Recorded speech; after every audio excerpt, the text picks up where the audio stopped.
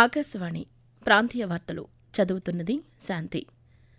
ముఖ్యాంశాలు: ఆంధ్రప్రదేశ్లో మహిళల సాధికారత కోసం ప్రభుత్వం 10 సూత్రాల ప్రణాళికను రూపొందించినట్లు వైద్యారోగ్య శాఖ మంత్రి సత్యకుమార్ యాదవ్ వెల్లడించారు. తెలంగాణ హైకోర్టు జోన్ 2 భవన నిర్మాణానికి సుప్రీంకోర్టు ప్రధాన న్యాయమూర్తి జస్టిస్ సూర్యకాంత్ ఈరోజు శంకుస్థాపన చేస్తారు. కృత్రిమ మేత నైపుణ్యాలను యువత అందిపుచ్చుకోవాలని ఆంధ్రప్రదేశ్ గనుల శాఖ మంత్రి కొల్లు రవీంద్ర తెలిపారు. ఆంధ్రప్రదేశ్లో 23 లక్షల మెట్రిక్ టన్నుల రబీ పంట ధాన్యం కొనుగోలు చేస్తామని పౌర సరఫరాల శాఖ మంత్రి నాదెండ్ల మనోహర్ పేర్కొన్నారు. ప్రపంచవ్యాప్తంగా ఈస్టర్ పండుగను ఈరోజు జరుపుకుంటున్నారు. వార్తల్లోని వివరాలు: జనాభా స్థిరీకరణ విధానంలో భాగంగా ఆంధ్రప్రదేశ్లో మహిళల సాధికారత కోసం ప్రభుత్వం 10 సూత్రాల ప్రణాళికను రూపొందించినట్లు వైద్యారోగ్య శాఖ మంత్రి సత్యకుమార్ యాదవ్ ఒక ప్రకటనలో తెలిపారు. మాతా శిశు ఆరోగ్య సంరక్షణ, పితృ భాగస్వామ్యం, పనిచోట్ల చిన్నారుల సంరక్షణ కేంద్రాలు, క్రెష్లు, వర్కింగ్ విమెన్స్ హాస్టళ్ల ఏర్పాటు వంటి అంశాలకు ప్రాధాన్యం ఇస్తామని చెప్పారు.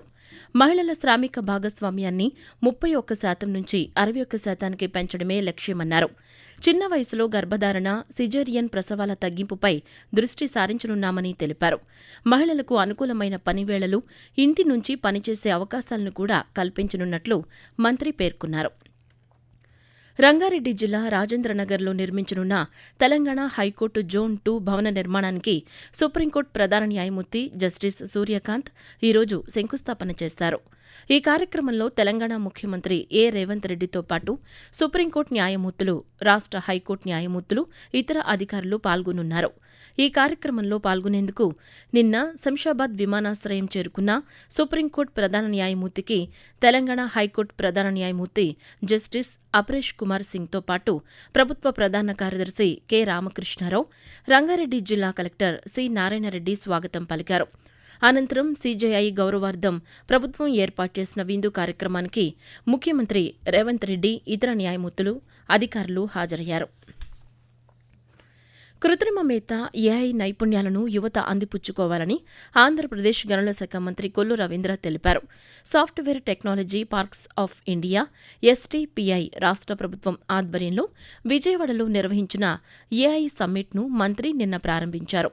కృత్రిమ మేతలో వస్తున్న మార్పులు, భవిష్యత్ తరాలకు అందించాల్సిన శిక్షణపై ఈ కార్యశాలను నిర్వహించారు.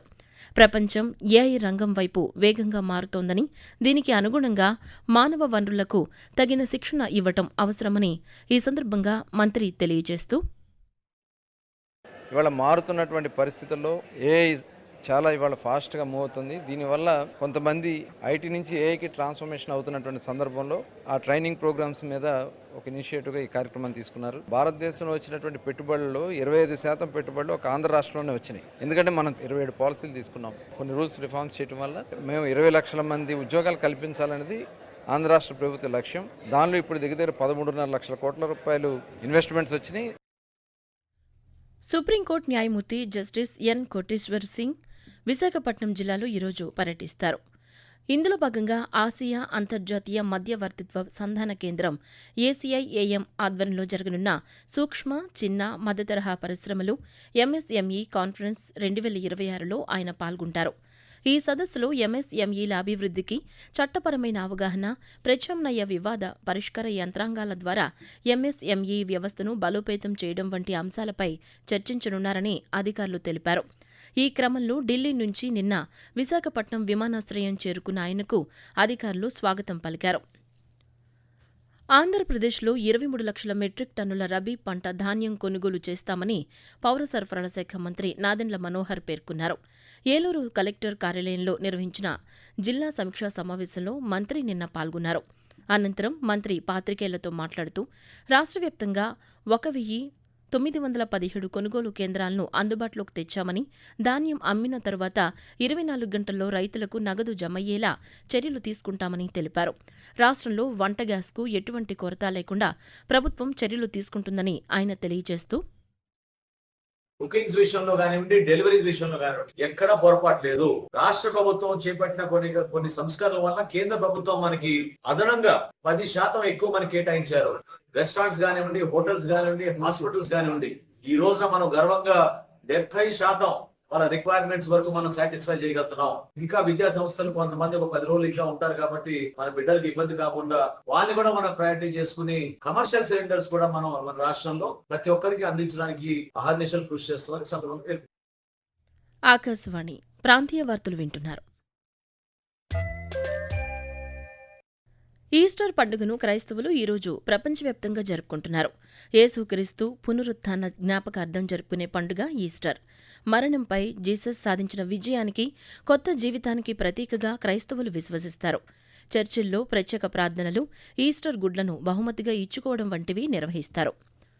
కర్ణాటకలోని సింతనూర్ హోసళ్లిలో ఏర్పాటు చేసిన శ్రీకృష్ణదేవరాయ సైనిక పాఠశాలను కేంద్ర ఉక్కు శాఖ మంత్రి హెచ్డి కుమారస్వామి, కేంద్ర రక్షణ శాఖ సహాయ మంత్రి సంజయ్ సేత్తో కలిసి నిన్న ప్రారంభించారు. ఈ సందర్భంగా ఏర్పాటు చేసిన బహిరంగ సభలో నారా లోకేష్ ప్రసంగిస్తూ కర్ణాటక సంస్కృతి, సంప్రదాయం గొప్పదని పేర్కొన్నారు.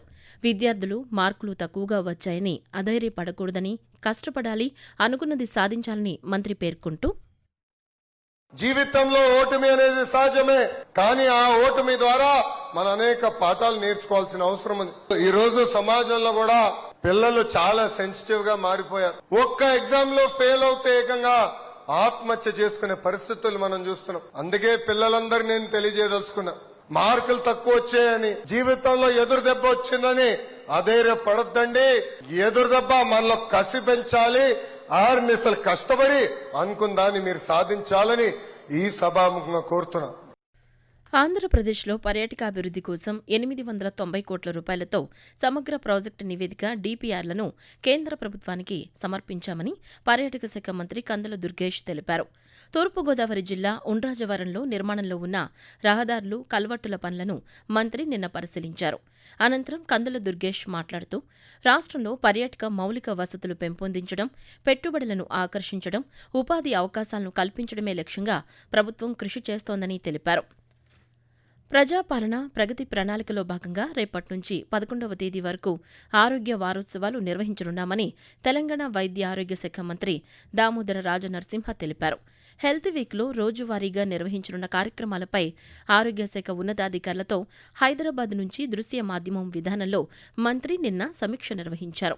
ఈ సందర్భంగా దామోదర రాజనరసింహ మాట్లాడుతూ, ప్రజల్లో ఆరోగ్యంపై అవగాహన పెంచేలా, ప్రభుత్వ వైద్య సేవలను మరింత చేరువ చేసేలా కార్యక్రమాలు ఉండాలని ఆదేశించారు. ఆరోగ్య వారోత్సవాల సందర్భంగా చేపట్టే అన్ని కార్యక్రమాల్లోనూ విద్యార్థులు, మహిళలు, యువతను భాగస్వాములను చేయాలని మంత్రి సూచించారు. వాతావరణం. దక్షిణ కోస్తాంధ్ర పరిసర ప్రాంతాలపై ఉపరితల ఆవర్తనం విస్తరించి ఉందని అమరావతి వాతావరణ కేంద్రం తెలిపింది. దీని ప్రభావంతో ఆంధ్రప్రదేశ్లో రేపటి నుంచి 3 రోజుల పాటు ఉత్తరాంధ్ర జిల్లాల్లో అక్కడక్కడ పిడుగులతో కూడిన తేలికపాటి నుంచి ఓ మోస్తరు వర్షాలు కురిసే అవకాశముందని తెలిపింది. అలాగే అధిక ఉష్ణోగ్రతల దృష్ట్యా ఈరోజు రాష్ట్రంలోని పలు జిల్లాల్లో తీవ్ర వడగాలుల ప్రభావం ఉంటుందని తెలిపింది. తెలంగాణలోనూ రానున్న 3 రోజుల పాటు తేలికపాటి నుంచి మోస్తరు వర్షాలు కురవనున్నాయని హైదరాబాద్ వాతావరణ కేంద్రం తెలిపింది. పశ్చిమాసియా ఉద్రిక్తతల నేపథ్యంలో ఇకపై 5 కిలోల ద్రవీకృత పెట్రోలియం వాయువు ఎల్పీజీ గ్యాస్ సిలిండర్ను నివాస ధృవీకరణ పత్రం అండర్ ప్రూఫ్ అవసరం లేకుండా ఏదైనా ప్రభుత్వ గుర్తింపు కార్డు చూపించి కొనుగోలు చేయవచ్చని కేంద్ర పెట్రోలియం మంత్రిత్వ శాఖ ఒక ప్రకటనలో తెలిపింది. సమీపంలోని ఎల్పీజీ డిస్ట్రిబ్యూటర్ల దగ్గర ఈ సదుపాయం అందుబాటులో ఉంటుందని తెలిపింది. అదేవిధంగా దేశంలో పెట్రోల్, డీజిల్కి ఎలాంటి కొరత లేదని, ప్రజలు ఆందోళనతో ఇంధనాన్ని అధికంగా కొనుగోలు చేయవద్దని విజ్ఞప్తి చేసింది. దేశవ్యాప్తంగా తగినన్ని ఇంధన నిల్వలు అందుబాటులో ఉన్నాయని పేర్కొంది. ప్రాంతీయ వార్తలు ముగించే ముందు ముఖ్యాంశాలు మరోసారి. ఆంధ్రప్రదేశ్లో మహిళల సాధికారత కోసం ప్రభుత్వం 10 సూత్రాల ప్రణాళికను రూపొందించినట్లు వైద్యారోగ్య శాఖ మంత్రి సతీకుమార్ యాదవ్ వెల్లడించారు. తెలంగాణ హైకోర్టు జోన్ 2 భవన నిర్మాణానికి సుప్రీంకోర్టు ప్రధాన న్యాయమూర్తి జస్టిస్ సూర్యకాంత్ ఈరోజు శంకుస్థాపన చేస్తారు. కృత్రిమ మేత నైపుణ్యాలను యువత అందిపుచ్చుకోవాలని ఆంధ్రప్రదేశ్ గనుల శాఖ మంత్రి కొల్లు రవీంద్ర తెలిపారు. ఆంధ్రప్రదేశ్లో 23 లక్షల మెట్రిక్ టన్నుల రబీ పంట ధాన్యం కొనుగోలు చేస్తామని పౌర సరఫరాల శాఖ మంత్రి నాదెండ్ల మనోహర్ పేర్కొన్నారు. ప్రపంచవ్యాప్తంగా ఈస్టర్ పండుగను ఈరోజు జరుపుకుంటున్నారు. ఆకాశవాణి ప్రాంతీయ వార్తలు ఇంతటితో సమాప్తం.